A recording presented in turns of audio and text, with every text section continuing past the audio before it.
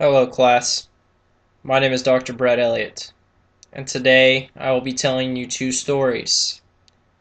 One story will be true, and one story will be false. The key objective behind this is for you, as students, to decipher the meaning between the two. This will better help you advance in the BAU profiling unit.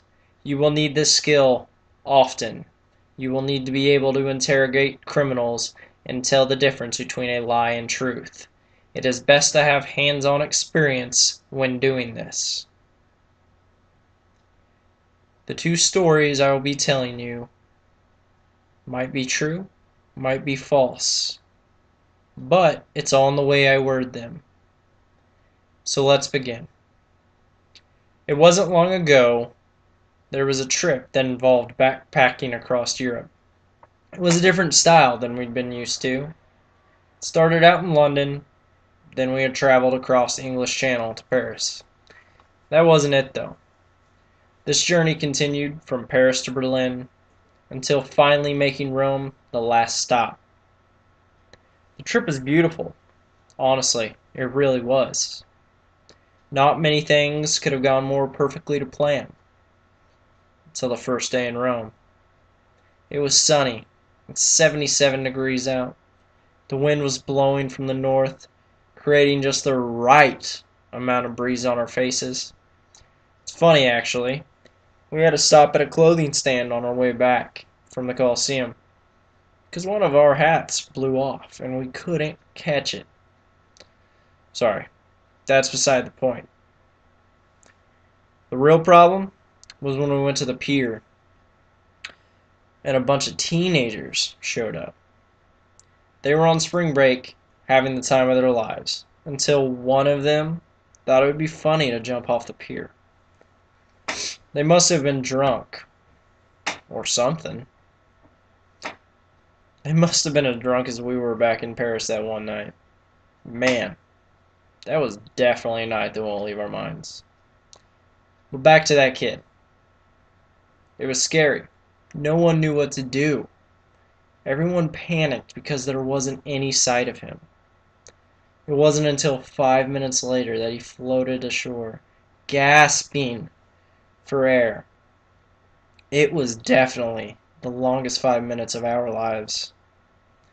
He was barely hanging on. But thankfully, they revived him. Truthfully, I don't think this story could have a better ending than it does right now. Honestly. I would definitely say he was being watched over by someone. Not saying who. That was the end of story number 1. For story number 2, I will begin.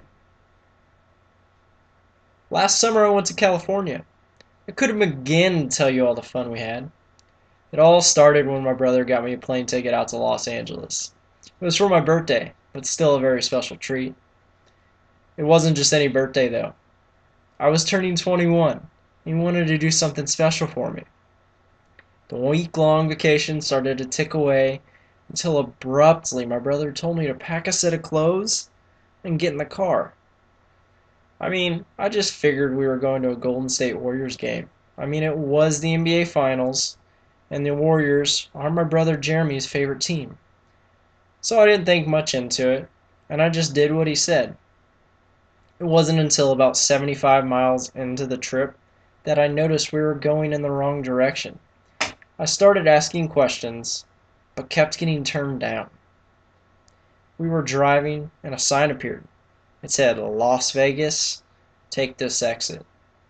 By that time, I was jumping in my seat, and my brother finally decided to tell me that we were going to Vegas, so I could experience my first taste in gambling.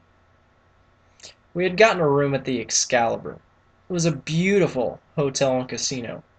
It looked just like what you would imagine a castle to look like. We ran out of the car and got checked in as fast as we could. It was only about 5 minutes after getting our things in the room that we were down gambling our hard-earned money away. That trip is a trip I will always remember. First and foremost, I walked away $80 up after 12 hours of gambling. And second, I got to spend a fun-filled weekend with my brother Jeremy. That was the end of story number 2. I will stop this video right now, let you review your notes, and we will come back and we will play a second video. I will tell you what story was false and what story was true, and we will review a few of my notes. Thank you.